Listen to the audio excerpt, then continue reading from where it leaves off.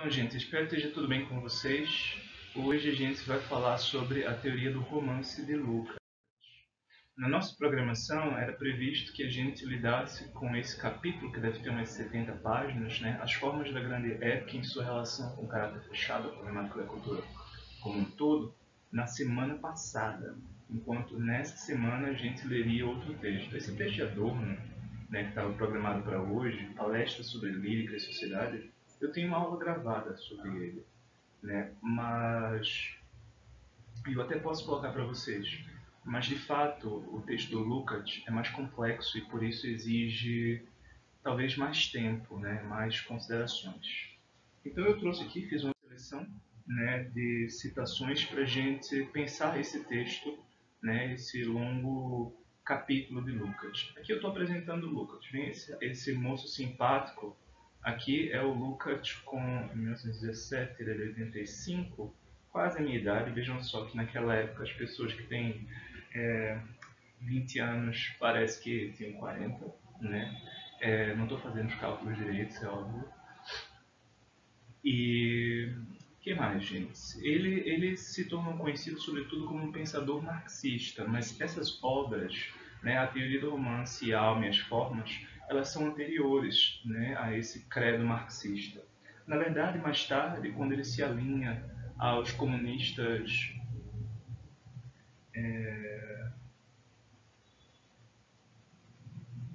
quando ele se junta, ele fez parte de uma coalizão, ele fez parte do governo mesmo, né, comunista. Ele subscreve aquela política que a gente chama de Zdanovismo.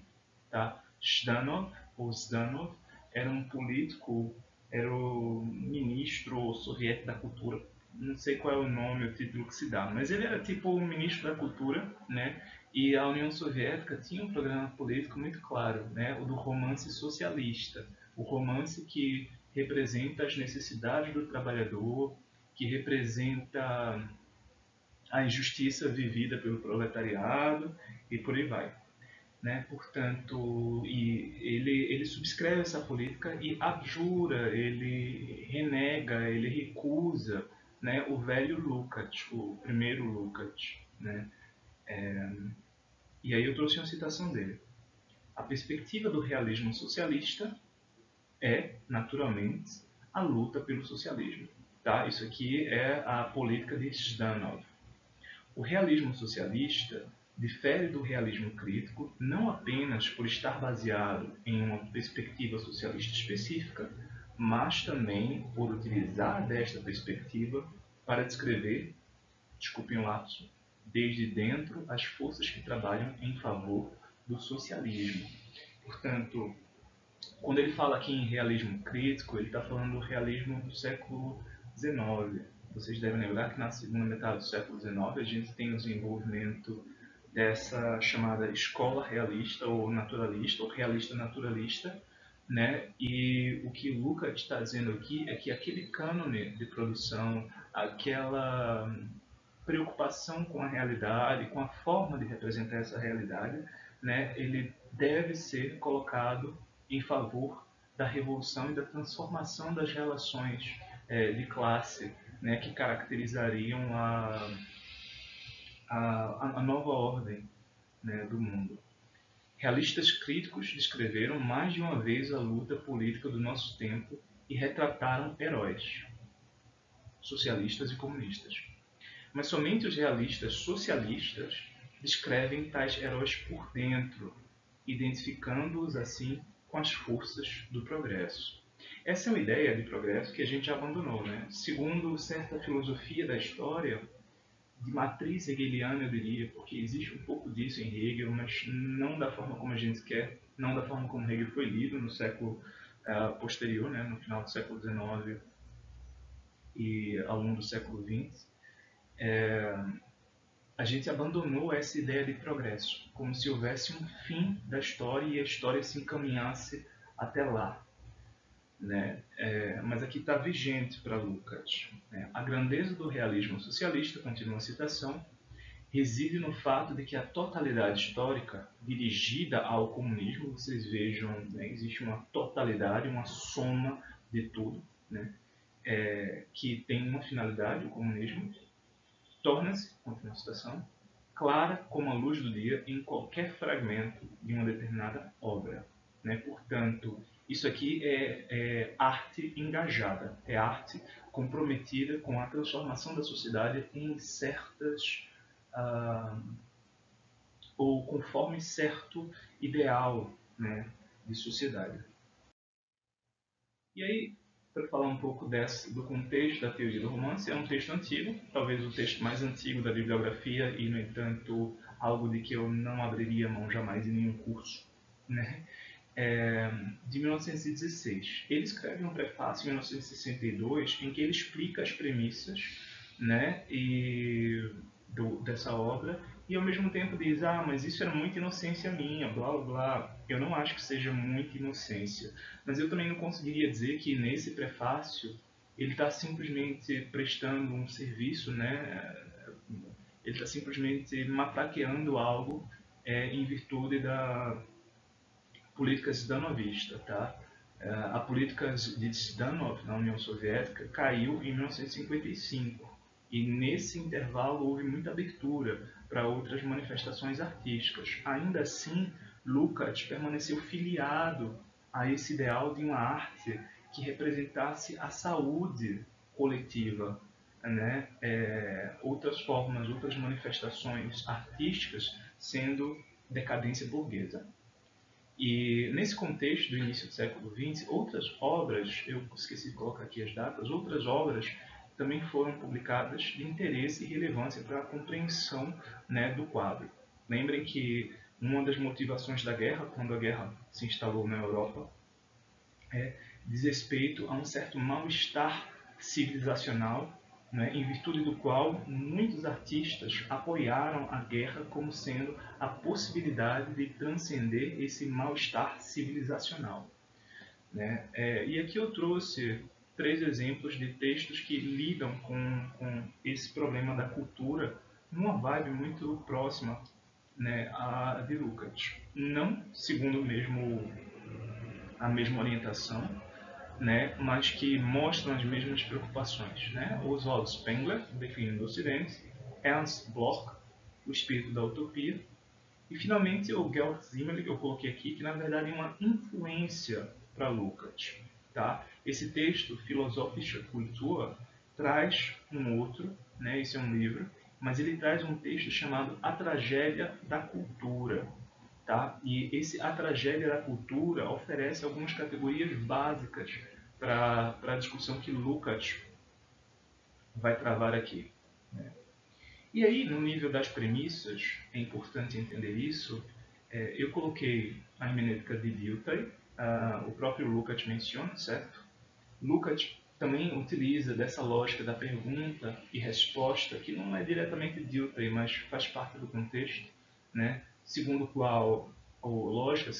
a qual obras de arte são respostas e a gente precisa formular as perguntas para entender, né, as obras na qualidade de respostas. E todos os artefatos da cultura são assim, né, dessa perspectiva. Eu coloquei também aqui a filosofia transcendental kantiana na forma como ela é desenvolvida por Simmel. Tá? Ela tem essa inflexão zimmeliana no contexto. Eu anotei aqui a objetivação do sujeito na tragédia da cultura. Por quê? Qual é a tragédia da cultura? Cultura é tudo aquilo que resulta da transformação do homem, né? do meio pelo homem. E nesse processo de transformação do meio, a gente cria artefatos, cria instrumentos, cria instituições. Né? O sujeito se objetiva nessas formas. Mas uma vez que essas formas se objetivem, elas adquirem um caráter duro. Elas deixam de ser reflexo de necessidades que eu, como sujeito, como indivíduo, experienciei, né? Mas passam a compor a paisagem do mundo. Elas se tornam, a gente vai ver outra expressão que Lukács vai usar, uma segunda natureza. Né? Então, conforme as necessidades dos indivíduos são modificadas, essas instituições, instrumentos, conceitos, enfim, tudo aquilo que caracteriza a cultura permanecem, né, e entram em contradição com essas necessidades, certo? De modo que esse processo de objetivação do sujeito na cultura também se torna um empecilho, aumenta-se a complexidade, né, do panorama cultural como um todo, produzindo um empecilho para essa vida do sujeito. Tá? Outra coisa importante para a compreensão disso aqui, de Lukács, né, são dois elementos do pensamento de Weber, Max Weber. Tá? O desencantamento do mundo, esse é um conceito weberiano, e a ideia de tipo ideal. Eu coloquei tipologia, mas é a ideia de tipo ideal. O que é o desencantamento do mundo? O desencantamento do mundo é uma explicação, né, de Weber para passagem de uma concepção mítica, mitológica, religiosa, metafísica do mundo para uma concepção esclarecida, né? Passa-se de um mundo encantado, porque para onde a gente olhar há forças, há seres, há criaturas, há, enfim, toda essa, eu vou chamar aqui de ficção, com todo respeito a quem acreditar nessas coisas, né? Toda essa condição de espíritos por toda parte, observando e movendo as coisas, né? O mundo era encantado, para uma visão regida pela ciência e por explicações racionais, certo? Portanto, o desencantamento do mundo é a minha mão está assim porque eu estou com o meu pet que está sofrendo muito, tá? E por isso eu olho de quando em quando para ele, mas eu não estou perdendo o fio com vocês, tá? Ele está aqui na minha mão. Ela, né? É a Jennifer, tá? E, enfim, o desencantamento do mundo, né? Seria essa mudança na mentalidade. O discurso agora, normativamente, é dado pela ciência. A ciência é o lugar comum. As pessoas já não aceitam a ideia de Deus, né, como sendo aquilo que decide da consistência do mundo. Né? Deus não é uma realidade prática para a cultura. Pode ser para as pessoas, né, de uma perspectiva individual. Nós temos nossas crenças e Deus ainda talvez a mais forte delas, mas os objetos técnicos, as instituições, o Estado, tudo isso não depende já de um conceito, né, de Deus. Fora isso, a gente tem a ideia de tipologia. Tá? O que é a ideia de um tipo? Quando você tem categorias sociológicas, você pode partir de uma perspectiva puramente empírica. Né? Você pode dizer trabalhador, né, e fazer um levantamento de quantos trabalhadores fizeram tais e tais coisas naquele ano, quantos trabalhadores conseguiram comprar não sei o que, quantos trabalhadores adoeceram. Tá? Isso são categorias que a gente pode usar para elaborar estatísticas e perceber anomalias sociais, né, de uma perspectiva durkheimiana. No entanto, com a ideia de tipo ideal em Weber, a gente pode reconstruir relações, né, sem ter de necessariamente pensar a coisa de uma perspectiva empírica e para estatísticas. É claro que a gente precisa desse suporte, né, mas com o tipo a gente consegue abstrair de vários sujeitos humanos distintos, né, e criar uma espécie de explicação, fazer uma narrativa desses processos sociológicos. Tá? E o que o Lukács vai fazer aqui é, em grande parte, né, elaborar tipologias históricas. Ok? Por fim, a filosofia hegeliana da história também é uma premissa importante para a gente entender.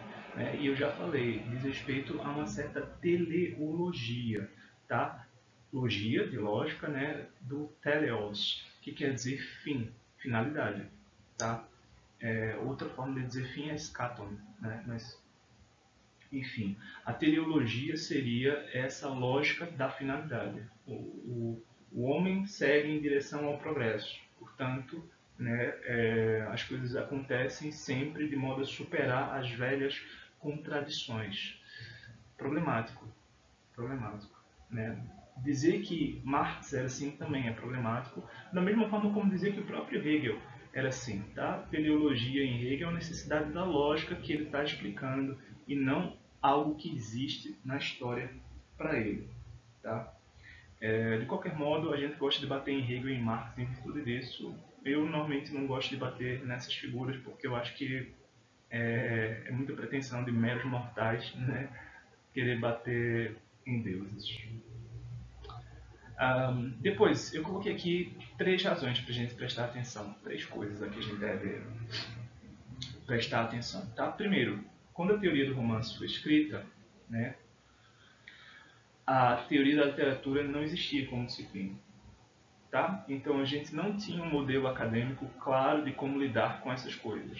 Né? A gente tem trabalhos que a gente pode dizer que fazem parte da teoria da literatura, tem. Eles eram desenvolvidos muitas vezes no âmbito das filologias. Né? A filologia estudava tanto a linguagem como as culturas humanas, basicamente todos os textos, né? no final do século XIX.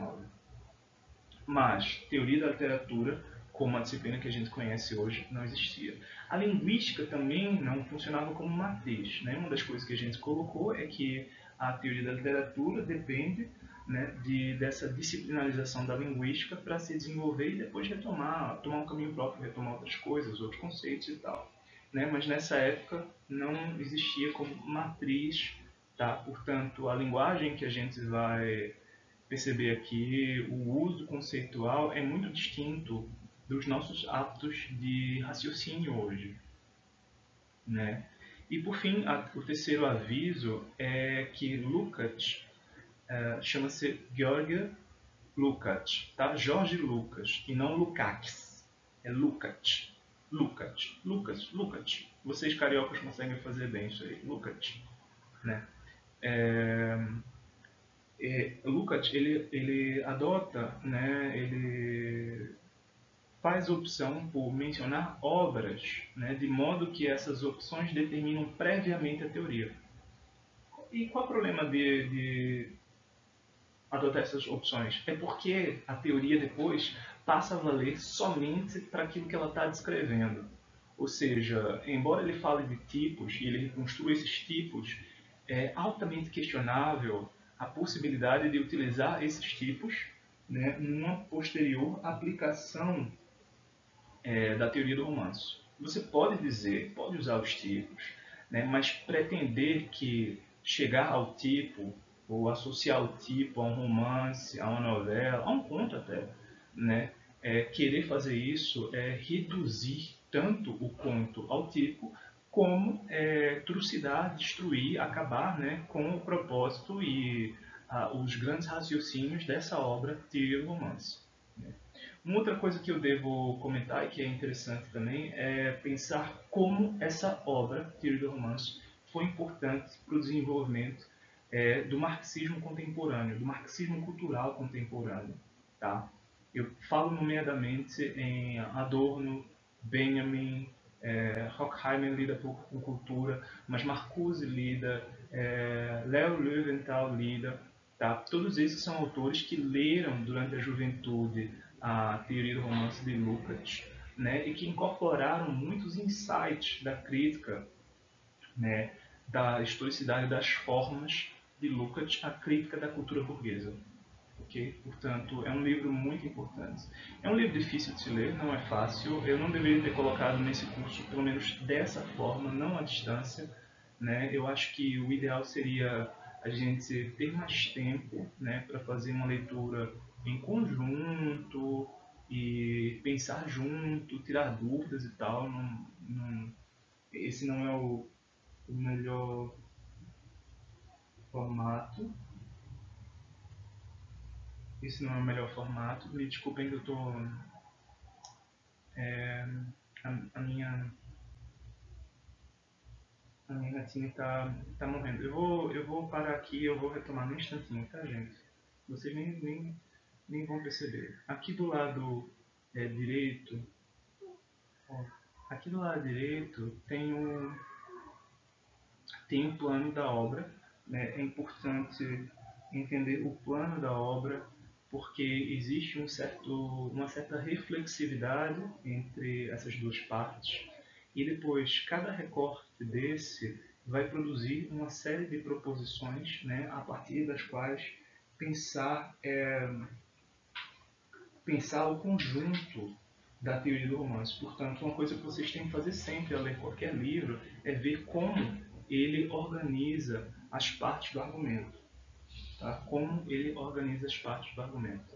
Agora eu vou fazer uma pausa, vocês não vão perceber, tá? E eu já volto, tá, gente? Então, gente, agora eu vou entrar no texto, né? Tirei o meu bichinho daqui.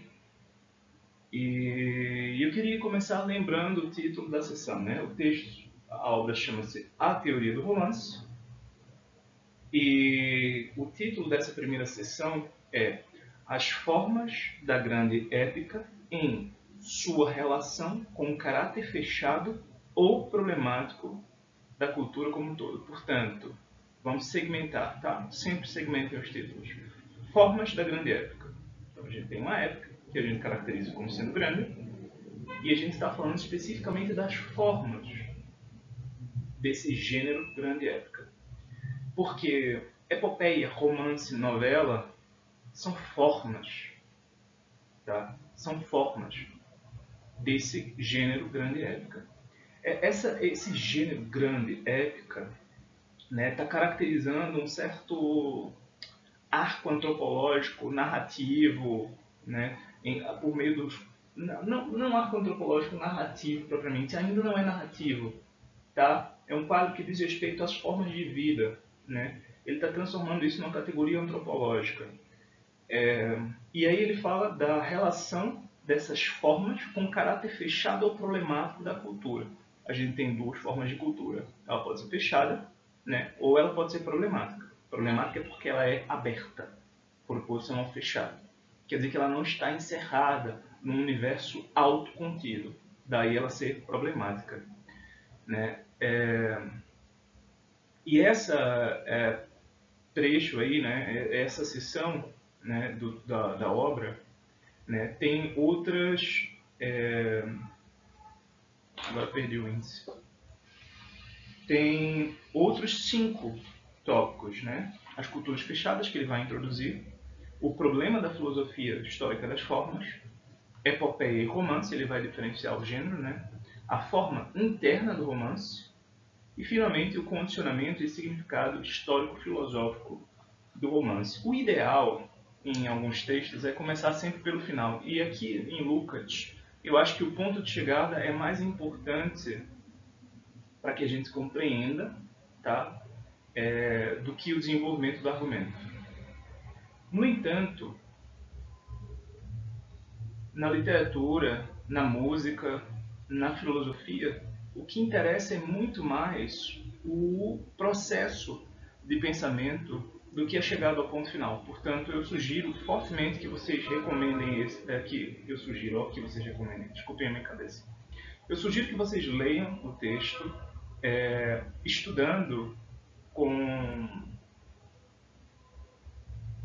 intento, com energia colocada ali, né, essa obra, porque sendo um dos textos mais difíceis que vocês vão encontrar na vida de vocês, é também uma grande experiência intelectual, certo? Eu lembro de ler esse texto na graduação, o professor não passou, ele disse que ia dar uma aula sobre o livro e depois abandonou, e eu li, quebrei a minha cabeça. A primeira versão que eu peguei foi uma versão de português traduzida, de português europeu traduzida do francês, muito complicada, muito ruim mesmo. Depois essa aqui, que vem também com um comentário, né? Tradução de José Marcos Mariano de Macedo. Essa aqui é bem melhor, bem mais fácil, né? E de quando em quando é um livro que eu pego novamente para ler, né? Mas vamos lá. Por que eu digo que tem de começar pelo final? Porque no final ele assume a premissa básica do negócio, né? Olhem aqui para o canto esquerdo da tela inferior. Romance, blá, blá, blá, blá, o romance, a forma representativa da época, da nossa época, né? Na medida em que as categorias estruturais do romance coincidem constitutivamente com a situação do mundo. Isso é uma premissa realista, né, mimética, muito forte. Tá dizendo que a literatura, em alguma medida, reflete o comportamento humano, a sociedade humana. ok? A cultura como um todo faz isso, né? Isso é questionável de diversas formas. Há várias formas de colocar essa premissa em causa. Tá? Primeiro, localizar o nível da representação. O que é que é realmente realista, né, no romance realista, como o Lucas descreve. Tá? Como os que ele escolhe, né, para isso, enfim. E aí eu quero chamar a atenção aqui que ele utiliza, na hora de estruturar o texto, vários binômios. O primeiro deles, o mais básico, é alma e mundo. Talvez vocês conheçam esse binômio da crítica de... Como é o nome do meu camarada? Carlos Drummond de Andrade. Ele próprio, o próprio poeta, fala alma e mundo, blá blá blá. Né? Portanto, alma e mundo. Na hora de pensar essas representações, ele vai sempre considerar, né, essas dimensões, alma e mundo, né, em sua interação. Portanto, o herói, ele sempre vai, né, representando a alma, sendo colocado no mundo. Outra forma de elaborar essa experiência, alma-mundo, é falar em interioridade e exterioridade. Tá? Só que interioridade e exterioridade são já parte dessa relação entre alma e mundo. Às vezes não há interioridade, porque não há exterioridade. Existe uma conexão direta da alma com o mundo, e essa é a hipótese, né, o axioma com que Lucas define o épico. Okay? Uma outra coisa interessante para a gente pensar aqui é que ele vai sempre utilizar, né, pelo menos em engenharia reversa, a gente pode observar essas três dimensões do processo hermenêutico: a vivência, a expressão e a compreensão. Aí diz, vivência, compreensão, expressão, hermenêutica para Dilthey, né, o processo interpretativo é um processo de compreensão. Tá? Comecem ali por baixo, compreensão. Né? E essa compreensão, ela parte da expressão que eu estou vendo no texto para ver qual é a vivência anterior. Então, aqui eu coloquei, né, aqui do lado direito, ao inverso. Tá? Existe uma vivência que o autor tem, o Lucas ele não tem uma concepção de autor teórica, né, como a nossa hoje. Então ele fala do autor como escritor, como alguém que viveu. Okay? Então o autor tem uma certa vivência, um conjunto delas, né? Aqui ele dá expressão. Dando expressão por meio da forma a essas vivências, ele viabiliza uma compreensão por parte do leitor. Certo? Então, primeiro tem a vivência do autor, a expressão, que é dada pela forma, né? O autor dá por meio da forma, e finalmente a compreensão. Outro binômio que eu não coloquei aqui é forma e conteúdo. Okay? É preciso entender também como esse binômio especificamente funciona aqui em Lucas. E uma outra coisa, por fim, é a ideia da totalidade do sentido. O sentido é essa relação entre alma e mundo. Okay? E a totalidade é o fechamento, né, dessas relações possíveis, ou das coisas que existem no mundo e da alma, né, do herói. Ok? E aí, na nossa primeira sessão, que é cultura fechada, ele parte de uma definição de Novalis. Né? Ele diz, filosofia é nostalgia. Filosofia é nostalgia. O que é nostalgia? Nostalgia vem da algia, dor, né? Do nostoi, do retorno. É uma dor de retorno, é uma dor por retornar a algo. Nostalgia é isso. A gente diz saudade de algo, né? Nostalgia. E que nostalgia seria essa? É nostalgia de um mundo que faz sentido. Tá? A filosofia é a saudade que a gente sente de uma certa pátria transcendental, como ele vai colocar depois. Né? E o que isso tem a ver propriamente com teoria da literatura? É porque nessa teoria do romance ele traz também, né, uma filosofia histórica das formas. Tá? E as grandes formas do espírito, segundo Lucas, os grandes tipos aqui seriam a épica, a tragédia, né, e a filosofia. Okay? Existe uma escala aqui. A épica, o mundo é perfeito, as ações são completamente integradas, do homem, né, ao ambiente. Tudo ali encaixado e abençoado pelos deuses. Já na tragédia, existe um certo princípio problemático, né? Um princípio problemático que vai se desenvolver num caráter demoníaco no futuro, tá? Mas um princípio problemático. Então, a totalidade da vida ela já não é experimentada, né, na qualidade das ações, mas na profundidade do sujeito. Tá? Isso é algo que ele vai retomar também de Kierkegaard. Ok? E, por fim, existe a filosofia como reflexão sobre a perda dessas relações de totalidade. Tá? Então ele começa com a pergunta, né? Ele começa dizendo, bom, os gregos aparentemente têm resposta para tudo, isso é do pensamento romântico, né? Mas qual é a pergunta?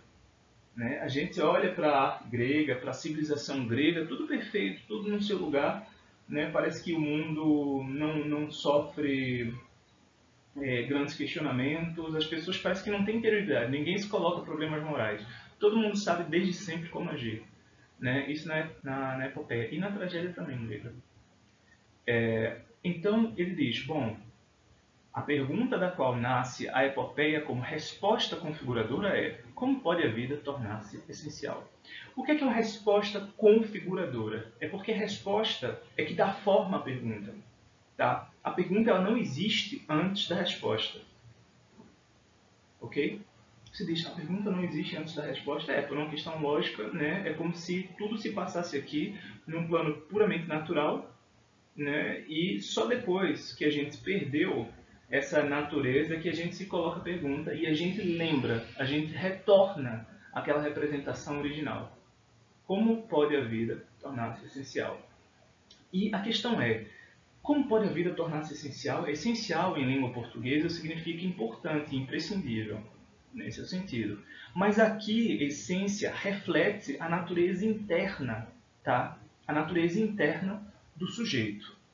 Só que a natureza interna ainda não existe como tal, porque não existe essa separação entre o que eu vivo dentro de mim e o ambiente em que eu vivo. Eu não preciso recalcar os meus desejos. Eu não preciso abandonar as minhas intenções. Tudo que eu vivencio, né, opera de maneira contínua uma relação com o todo, com o mundo ao meu redor. Portanto, só depois, né, é que eu tenho essa questão do essencial. Só depois que eu tenho só depois de ter essa perda do vínculo entre essência e vida, eu posso colocar a pergunta: como pode, né, a essência se tornar algo vivido? Ou seja, como os meus desígnios íntimos, né, tornam-se algo no mundo? Como é que eles adquirem uma relação com o mundo? E essa é a resposta da epopeia. A epopeia é essa a resposta. Né? E por isso ele diz que a conduta do espírito nessa pátria, nesse mundo perfeito, né, é o acolhimento passivo visionário de um sentido prontamente existente. Tá? Eu olho para o mundo nesse quadro e eu não me pergunto a respeito da natureza dessas coisas, se eu devo ou não devo fazer. Tudo é já dado como se fosse parte, né, do meu destino. Essência e destino coincidem, ele vai dizer em alguma altura. Ok? Ele diz: a totalidade do ser só é possível quando tudo já é homogêneo, ou seja, não existe diferenciação entre os sistemas da nossa experiência. Pensem hoje, tá? Pensem hoje.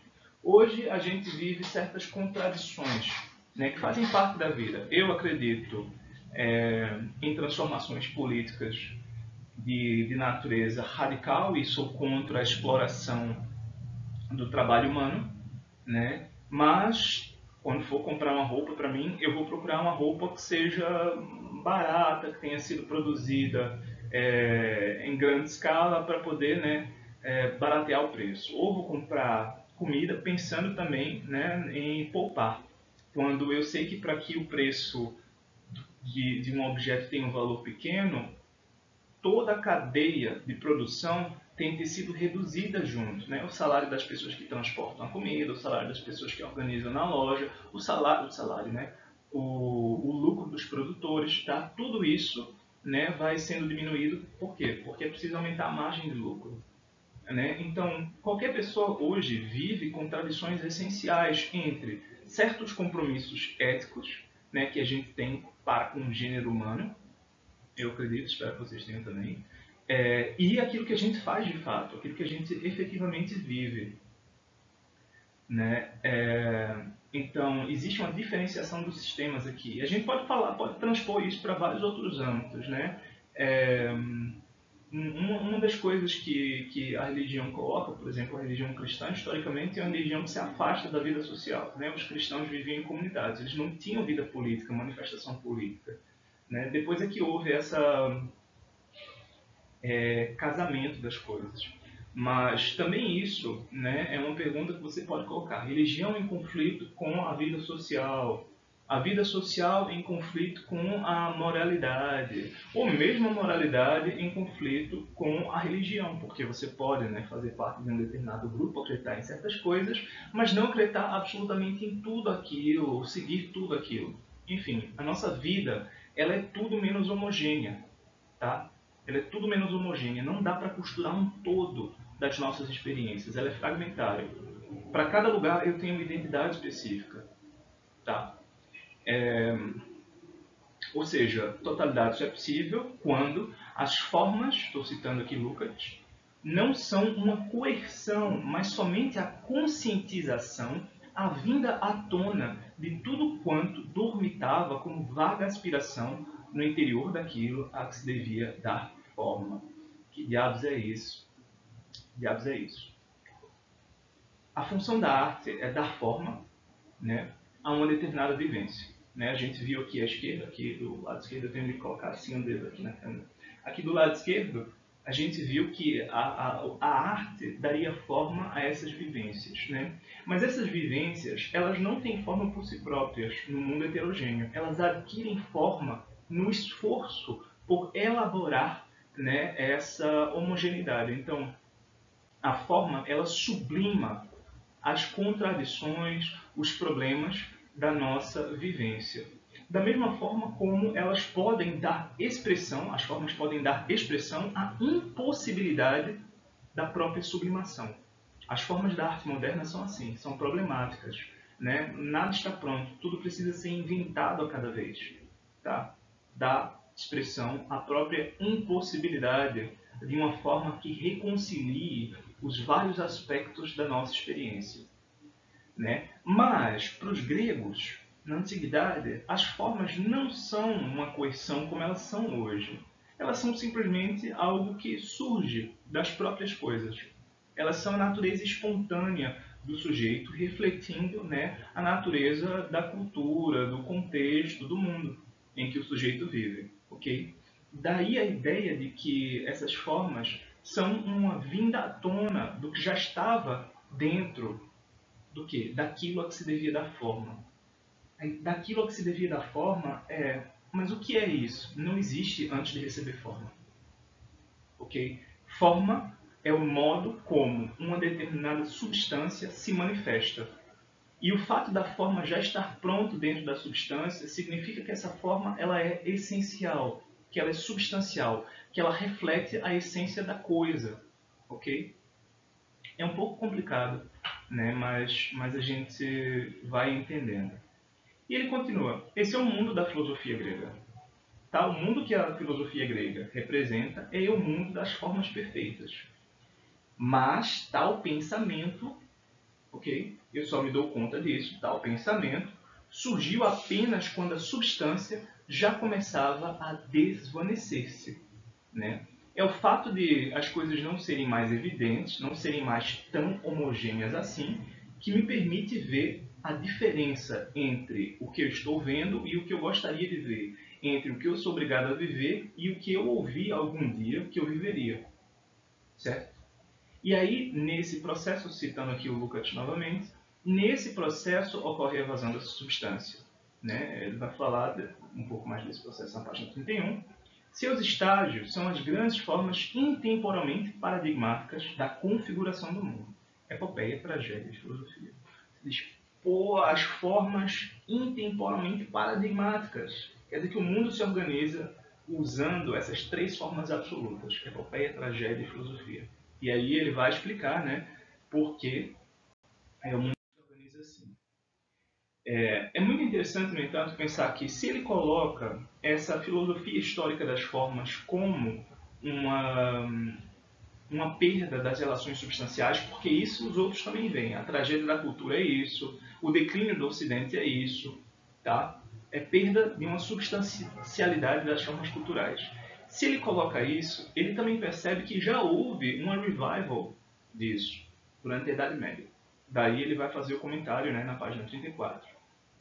O céu estrelado de Kant, isso é uma alusão ao problema metafísico em Kant, brilha agora somente na noite escura do puro conhecimento e não ilumina mais os caminhos de nenhum dos peregrinos solitários. Né? O homem, como peregrino solitário, né, já não se deixa guiar pelas estrelas. As estrelas aqui já não são algo mágico, né? Não são forças, não são deuses, não são anjos, são simplesmente astros no céu que a gente computa matematicamente. Né? A gente faz cálculos lá e diz, tá, tantos bilhões de anos-luz e por aí vai. Milhões, bilhões, sei lá. A minha cabeça está... Né? E no Novo Mundo, ser homem significa ser solitário. Que não existe mais o senso de comunidade. E a luz interna, tá? A luz interna, a luz que surgiria do próprio homem, né? Não fornece mais do que, ao passo seguinte, a evidência ou a aparência da segurança. Okay? Portanto, essa luz interna, ela não me define todo um percurso, um destino existencial, mas um pouco a pouco, que faz parte da vida como tal.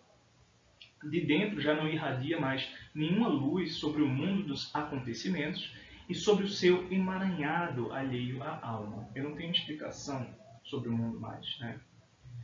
E aí, no entanto, né, ele vai falar da igreja originou-se uma nova polis.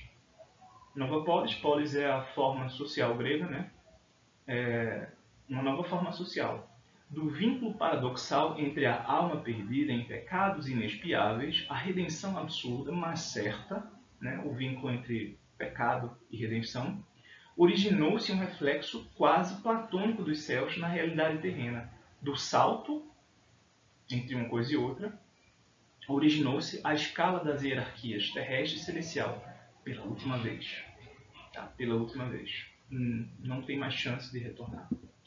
Né? E aí ele vai colocar esse problema da filosofia histórica das formas. Tudo isso aqui foi a nossa introdução. Uma cultura fechada, a totalidade é orgânica, a gente experimenta o mundo como se fosse um contínuo entre a alma individual, né, e as coisas do mundo, mas no mundo atual isso já não é possível. Okay? E ele vai colocar isso em termos, né, de uma filosofia histórica das formas. Nesse trecho especificamente, ele vai estar opondo, aqui à direita, por favor, gente, ele vai estar opondo o drama moderno à tragédia. Né? A tragédia também tem um princípio problemático, certo? Mas... Ai, Jesus, eu estou aqui pensando num... A tragédia também apresenta um princípio problemático, mas isso é diferente no drama moderno. De qualquer modo, o comentário que ele vai fazer aqui diz respeito precisamente a isso. Né? O herói trágico ele já está cindido da coletividade. Na epopeia, o herói ele representa o coletivo. O destino da sociedade, né, tá nas mãos dele, por assim dizer. Ele representa os anseios, as ações, enfim, um modelo comportamental a ser seguido pelo sujeito ali daquela cultura. Né? Na tragédia já não. O que existe ali é uma interiorização, um afastamento das relações com esse mundo. Tá? Ainda assim, ainda que apresente um princípio problemático, né, existe sentido. Tá? Então existe uma forma de buscar o sentido, mas já não, é claro, no mundo das coisas. Daí ele vai falar em fases da cultura antiga. Né? Ele diz que a grande época dá forma à totalidade extensiva da vida. Tá? O mundo como tal, a vida, lembra a pergunta, como a vida pode se tornar essencial? Né? Como a essência se manifesta no mundo. É assim, né, a representação da tragédia. Já a representação do drama, desculpem, da épica, tá? A primeira épica, né? Essa totalidade extensiva da vida. Já o drama, né, a tragédia, diz respeito à totalidade intensiva da essencialidade, ou seja, a percepção daquilo que é a natureza própria de cada homem. Né? Pensem que na Ilíada foi decisivo, né, a intervenção de Aquiles para que houvesse, né, a vitória dos gregos sobre Troia. Okay? Portanto, o herói vai lá e se realiza. Né? Já na tragédia, pegando a tragédia de Édipo, né, não existe nenhuma ação a ser realizada, né, com nenhum heroísmo para definir nenhum destino. Ao contrário, é precisamente o afastamento entre o herói e a ordem do mundo que é colocado em cena. E a forma, a solução, tá? A solução para isso, para essa problematicidade, está numa escolha interna do herói, né, por afastar-se daquilo. Daí Édipo, né, vaza os olhos, Édipo, depois de matar o pai e desposar a mãe, vaza os olhos e se exila da cidade de Tebas. Tá? E assim, né, o destino é cumprido. Mas o destino aqui ele já é cumprido de maneira problemática. Tá? Já não existe uma vida lá fora, o que tem é uma essência aqui dentro que precisa ser corrigida, por assim dizer. E finalmente a gente tem a filosofia, né, como já tinha dito, como consciência da perda da totalidade. Depois disso, Lukács vai tentar diferenciar epopeia e romance. Né? Ele vai dizer que são ambas objetivações da grande época. Né? Epopeia e romance são objetivações desse macrogênero sobre a cabeça humana. Né? Mas não diferem pelas intenções configuradoras, senão pelos dados históricos filosóficos. Você diz, como assim? Epopeia e romance são narrativas do percurso de um herói, de um sujeito vivendo no mundo. Tá? Mas, dentro de seus quadros históricos particulares, tá? Como voltando aqui à nossa citação, o romance é a epopeia de uma era para a qual a totalidade extensiva da vida não é mais dada de modo evidente. Ela precisa ser, portanto, conquistada. Né? Continuando a citação, para a qual a imanência do sentido, a vida, tornou-se problemática. Eu já não encontro o sentido da vida dado pelas instituições que existem no mundo. Eu preciso questionar e mesmo construir o meu próprio sentido. Né? E aí ele acrescenta, mas que ainda assim tem por intenção a totalidade. Tem por intenção a totalidade. É muito interessante porque aqui a gente começa a perceber que existe um programa reflexivo. Né? Da mesma forma como a gente tem três grandes tipos, o grande épico, a tragédia e a filosofia, a gente vai ter também três grandes tipos de romance, refletindo essas formas originárias, né, em seu caráter histórico. Tá? A gente depois vai ter o idealismo, a gente pode chamar assim, idealismo abstrato, né, o chamado romance da desilusão, um romance em que o sujeito tem sempre alma menor que o mundo, né? Maior que o mundo, aliás, desculpem. E, finalmente, aquilo que ele chama de romance da maturidade viril, em que existe uma compreensão ali, né, desses dois polos cindidos que são a alma e o mundo. O idealismo abstrato, a alma engole e devora o mundo a cada vez, idealismo abstrato. Né? No romance da desilusão, desculpem, no idealismo abstrato, a alma é pequena demais para o mundo, não cabe direito nele. Tá? Então está sempre ali não entendendo o que é o mundo. Né? No romantismo da desilusão, a alma se desespera, é grande demais, ela se amplia, o mundo é que é pouco para ela. Né? E finalmente a maturidade. Mas continuando, a epopeia dá forma a uma totalidade de vida fechada a partir de si mesma. O épico. O romance busca descobrir e construir pela forma a totalidade oculta. Qual é o sentido das coisas? Essa é a pergunta do romancista. A estrutura dada do objeto, né, a busca é apenas a expressão, da perspectiva do sujeito, de que tanto a totalidade objetiva da vida, quanto sua relação com os sujeitos, nada tem em si de espontaneamente harmonioso, perdeu-se aquela harmonia originária. Tá? Portanto, a estrutura dada do objeto aponta para a intenção da configuração. Né? todos os abismos e fissuras inerentes à situação histórica têm de ser incorporados à configuração, né? Configuração é esse tomar forma da obra, tá? E não podem nem devem ser encobertos por meios composicionais. Isso para dizer que, enquanto a epopeia é uma totalidade orgânica, tanto naquilo que é representado, quanto na forma como é representado, na sua linguagem, tudo é muito óbvio quando você lê a Ilíada e tal, né? No romance, as coisas já não são óbvias, não são fáceis, nem na representação, nem na forma. Tá? O romance que tenta fingir que está tudo bem, que está tudo certo, né, é falso. Né? É, de uma perspectiva formal, uma falsidade, uma falsificação. Né? Assim, a intenção fundamental determinante da forma do romance objetiva-se como psicologia dos heróis romanescos. Eles buscam algo. Ou seja, a categoria central para a compreensão do romance para Lukács está no protagonista, está no herói. Tá? Tá nessa busca. É precisamente essa relação de busca, esse protagonista, né, que vai funcionar como uma representação por meio da qual eu consigo pensar a minha própria época cultural. Certo? Passando aqui.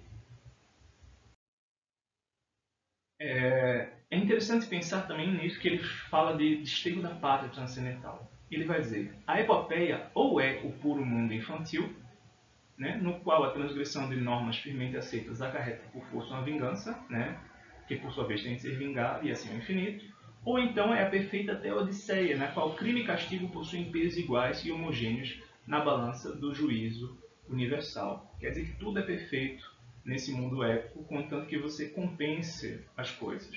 Né?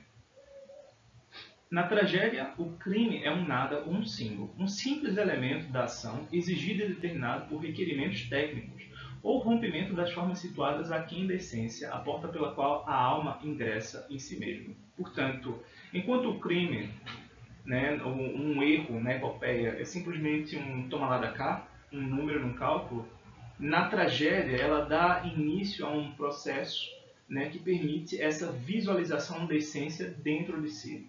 Né?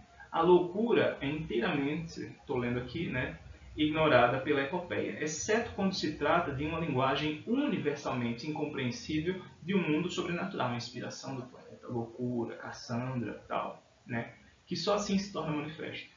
Na tragédia não problemática, ela pode ser a expressão simbólica para o fim, a profecia, por exemplo, no coro, né, equivalente à morte física ou ao estupor da alma consumida no fogo essencial de sua individualidade. Quando Édipo se dá conta, né, daquilo que ele vive, ele mesmo aplica sobre si a sanção. Né? Pois crime e loucura são objetivação do desterro transcendental. Portanto, crime e loucura só podem existir como tais dentro do mundo moderno. Né? O desterro de uma ação na ordem humana dos contextos sociais e o desterro de uma alma na ordem do dever ser do sistema suprapessoal de valores. Tá? Crime e loucura são duas faces, né, dessa ausência de vínculo entre eu e o mundo. Né? Portanto, para o mundo eu sou criminoso, ou eu sou louco, porque existe um certo modelo de comportamento que estabelece, né, o que eu deveria viver, esse modelo, né, mas eu não consigo dar conta dele, então eu enlouqueço nesse processo. Né? Toda forma, né, uma forma aqui poética no caso, é a resolução de uma dissonância fundamental da existência. Né? A forma sublima os problemas, né, do conteúdo. Um mundo onde o contrassenso parece reconduzido a seu lugar correto, como portador, como condição necessária do sentido. Portanto, todo romance vai lidar com certas questões problemáticas. O contrassenso não precisa ser o nonsense, tá? Mas aqui se trata do problema central do romance, né? E a gente vai tentar atingir ou reconfigurar esse sentido, né, utilizando formas, né, para repensar ou pensar a representação desses conteúdos da ação humana, certo? Eu vou parar aqui também e vou checar um instantinho. Continuando aqui, gente, vocês não perceberam a interrupção, mas eu vou a interrupção agora, tá? Essa rubrica cultura, vocês são cultura como segunda natureza, né? Eu trouxe isso aqui para a gente pensar precisamente aquilo que tinha falado no começo. Né? Por meio das objetivações humanas, a gente cria um certo grau de complexidade que se torna um empecilho para certas vivências do indivíduo. Tá?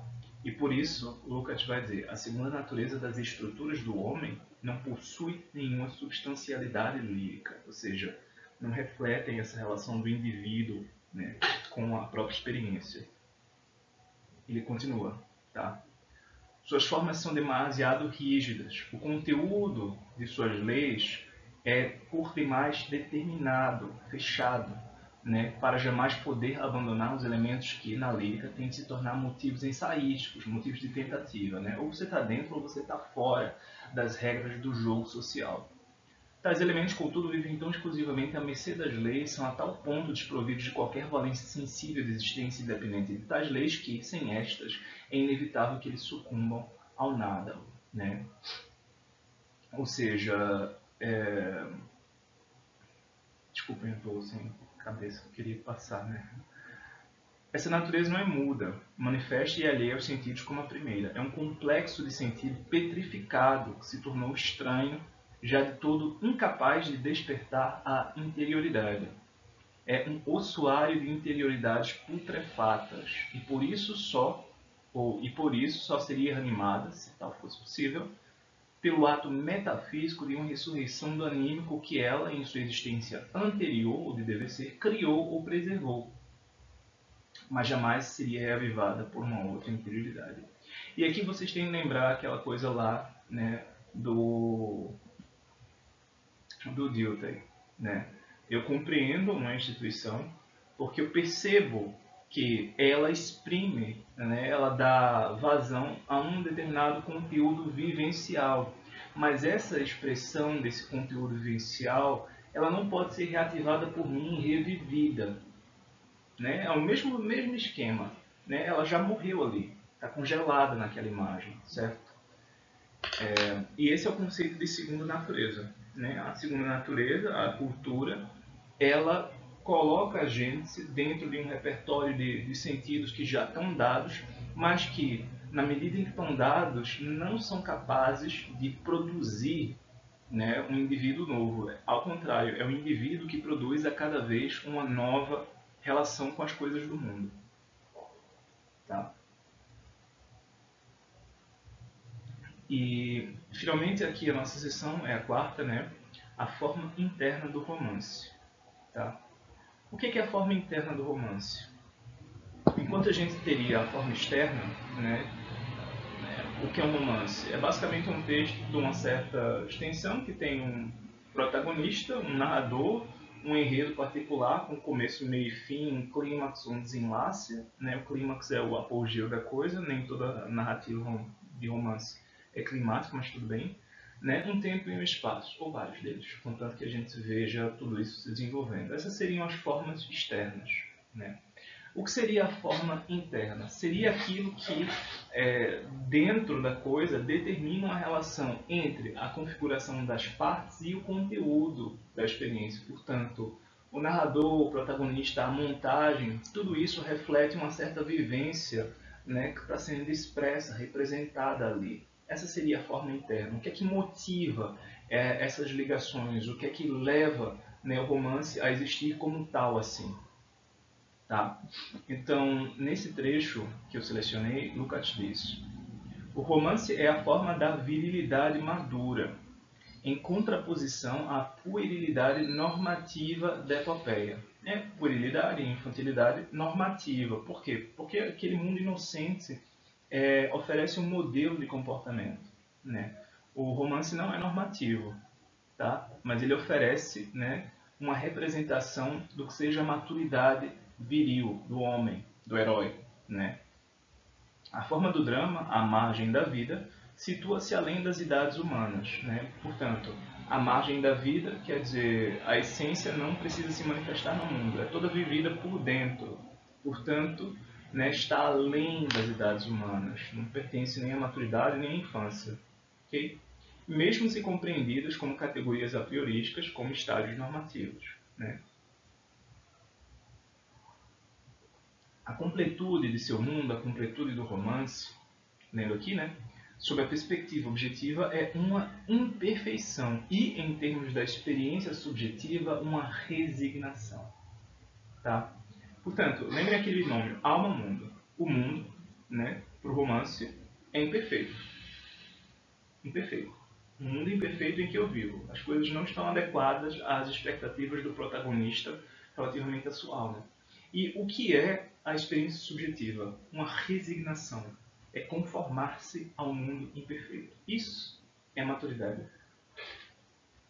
A conversão em forma do fundamento abstrato do romance, né? Conversão em forma de um fundamento. Existe um fundamento do romance e ele se transforma numa forma dentro do romance. É a consequência do reconhecimento da abstração. Tá? O romance reflete, portanto, a si próprio nesse processo de dar uma forma às experiências, né, que ele toma por conteúdo. Daí auto-reconhecimento. A imanência do sentido exigida pela forma nasce justamente de ir-se implacavelmente até o fim, tá? Ser consequente, né? Seguir isso no desvelamento de sua ausência. Tá?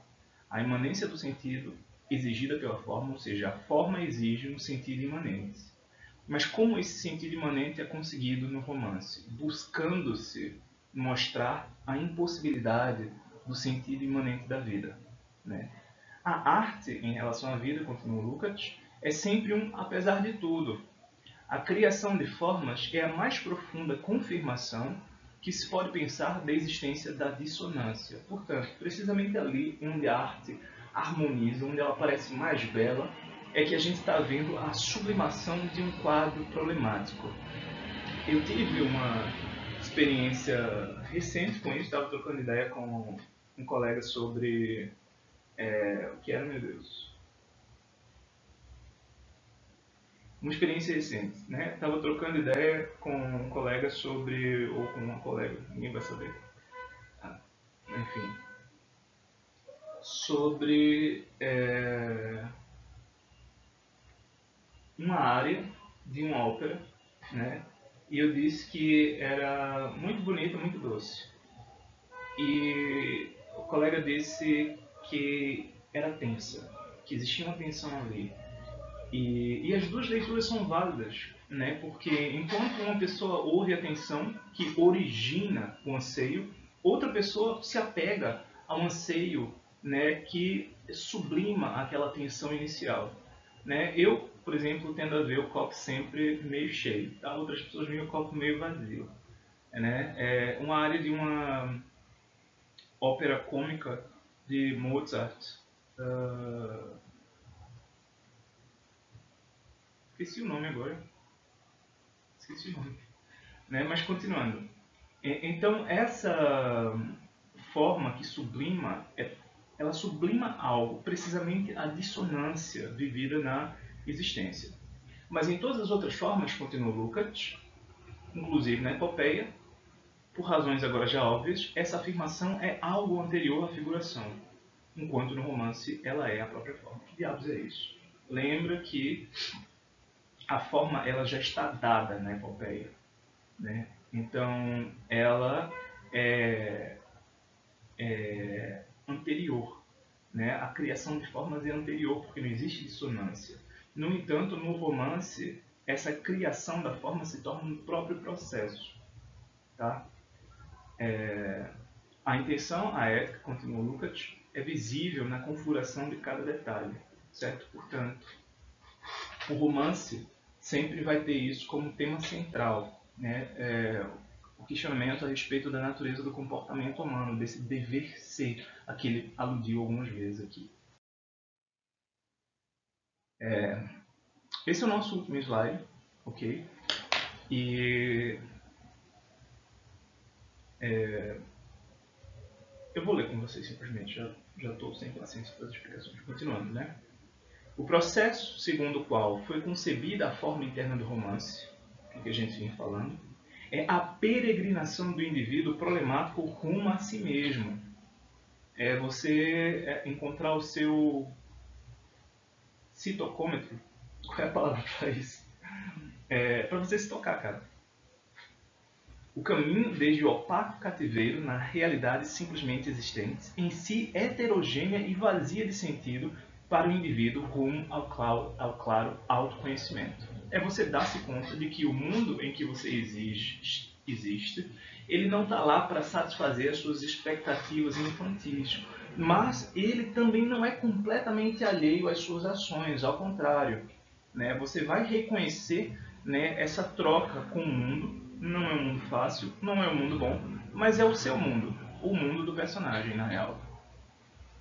Depois da conquista desse autoconhecimento, o ideal encontrado irradia-se como sentido vital na imanência da vida, mas a discrepância entre ser e dever ser não é superada. Okay? Depois de você se dar conta das trocas com o mundo do personagem, na verdade, né, existe um novo sentido, mas esse sentido ele não é aquela pergunta que a gente faz, qual é o sentido da vida? Não, é o sentido que eu produzo aqui vivendo, tá? Eu percebo o meu mundo, eu me lanço ao mundo como algo dado, mas também faço algo nesse mundo, ok? E aí a discrepância entre ser e dever ser não é superada, tá? Mas também não é superada na esfera da própria representação do romance. O problema nunca se dissolve, ele persiste. Né? Só é possível alcançar um máximo de aproximação, uma profunda e intensa iluminação do homem pelo sentido de sua vida. Ou seja, a gente pode se dar conta do problema, nunca resolveu. A imanência do sentido exigida pela forma é realizada pela sua experiência de que esse mero vislumbre do sentido é o máximo que a vida tem para dar.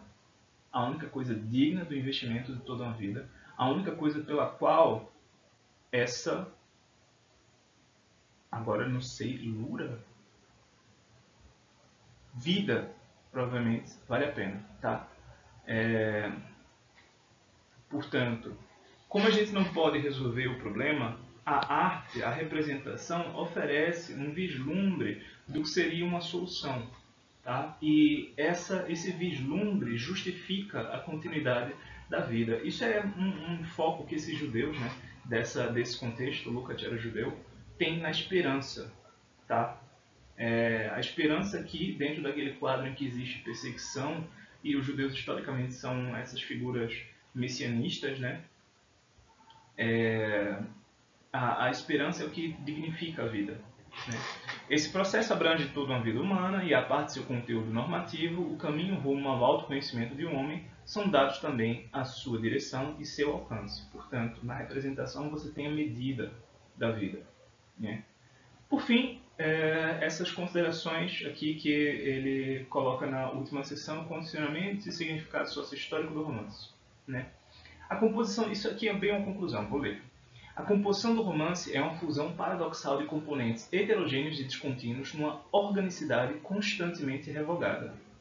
Tá? Por quê? O mundo disperso, né? Mas as coisas não se alinham numa coletividade num todo. Né? Permanecem o tempo todo como frustração, né, da ambição de completude da vida humana. As relações que mantêm a coesão dos componentes abstratos são, em pureza abstrata, formais. Eis porque o princípio unificador último tem de ser a ética da subjetividade criadora, que se torna nítida no conteúdo. Né? Portanto, o fato da gente perceber coerência no mundo, das instituições, tal, tudo isso é puramente abstrato. A vida como tal não se resolve nos programas, por assim dizer, né, de legitimação da sociedade. Okay? A vida ela precisa ser conquistada a cada vez. Né? A gente pode acreditar na democracia, pode acreditar nas instituições religiosas, mas o fato é, o mundo se põe como um problema. É como se fosse uma máquina que tem tudo para funcionar e que não funciona. Né? Nesse passo é que é preciso da subjetividade, né, que se coloca como conteúdo dessas possibilidades de vida que as instituições constituem para a gente. Tá? Instituições, a família, a religião, vida profissional, sempre promessas de realização de um certo potencial humano, mas que sempre entram em contradição umas com as outras ou se mostram aquém, né, dos próprios propósitos esperados com elas. O romance, continua Lukács, é a forma da virilidade madura. Ele repete isso algumas vezes. Né? Seu escritor perdeu a radiante crença juvenil de toda a poesia. Que crença seria essa? De que destino e ânimo são nomes de um mesmo conceito. Destino, que está fora de mim, e ânimo, que eu quero. Né? A minha intenção, o meu espírito se direcionando. Né? E o romance já não acredita nesse direcionamento do espírito em relação ao destino. Isso se perdeu. E quanto mais dolorosa e profundamente, estou lendo, né, nele se enraiza a necessidade de opor essa essencialíssima profissão de fé de toda a composição literária como exigência contra a vida, né, portanto, quanto mais eu quero que destino e ânimo se conjuguem, quanto mais eu quero que as minhas ações elas sejam substanciais dentro do universo em que eu vivo, quanto mais eu quero fazer sentido da minha vida no mundo, tanto mais dolorosa e profundamente terá ele de compreender que se trata apenas de uma exigência, não de uma realidade efetiva. Tá? O fato da gente sentir essa necessidade de encontrar um lugar no mundo, de fazer sentido das nossas relações, dos nossos afetos e por aí vai, não é garantia de nada, não existe como tal. É justamente o contrário. É a contradição, a dissonância que precisa ser sublimada como forma. Ok? E, finalmente, o romance é a epopeia do mundo abandonado por Deus. A psicologia do herói romanesco é a demoníaca. Né? Demoníaco aqui é uma categoria kierkegaardiana. Certo?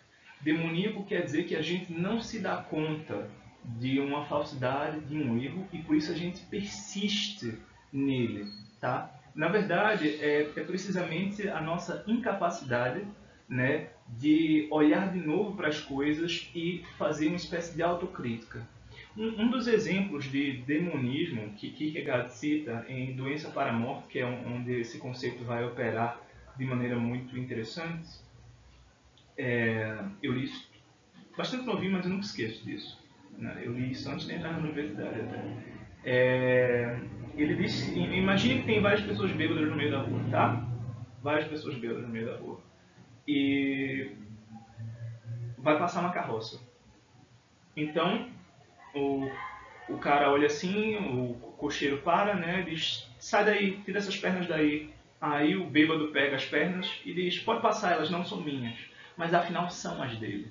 Ele não se dá conta. Ele está tão chapado ali da doença dele, né, do caráter demoníaco, que ele não se importa nem com o outro, nem consigo próprio. Né? Nesse processo de desprezar o outro, o que você está colocando em risco é a si próprio. Né? Esse é o caráter demoníaco.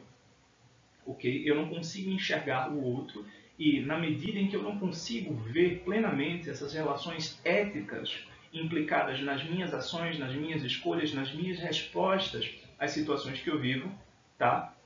Como eu não vejo implicações éticas, eu também me exponho, né, a uma situação ruim.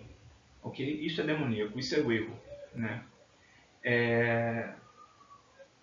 A objetividade do romance, a percepção virilmente madura, né, essa coisa da virilidade, a percepção madura de que o sentido jamais é capaz de penetrar inteiramente a realidade, mas de que, sem ele, esta sucumbiria ao nada da inessencialidade. Ou seja, existe um sentido, o sentido precisa ser postulado. Para quê? Para fazer sentido do mundo. Esse sentido não é dado, ele é colocado, tá, como uma espécie de ideal a que a gente quer chegar. Ele nunca está pronto, ele é produzido.